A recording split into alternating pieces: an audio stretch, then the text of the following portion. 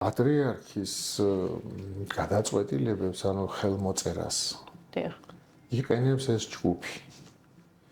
ამიტომ აი ჩემთან რა მოხდა ის რომ უკეთესად გავიგოთ, აი ეხლა მამა ილიასთან, არქიმანდრიტ ილიასთან რა მოხდა, ეს უკეთ აგვიხსნის.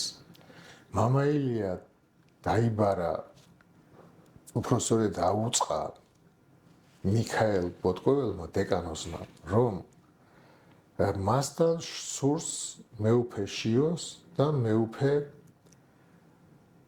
თეოდორეს გასაუბრება. მამა ილიამ უთხრა მოვდივარო.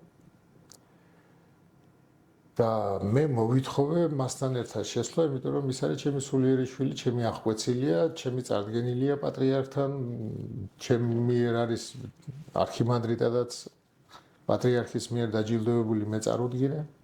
ეს ხდება საერთოდ. და მათ არ ქონდათ უფლება მოძღვარი არ შეეშვათ სულიერ შვილთან ერთად. და თან თხოვდნენ პასუხს ისეთ რაღაცაზე, რასაც მე ვამბობდი. მე ვამბობდი პირველად და მამა ილიამ გაიმეორა უბრალოდ. ის ჩემი სულიერი შვილია და ჩემი ერთგული მეგობარია. ამიტომ ისაც ისე ფიქრობს როგორც მე.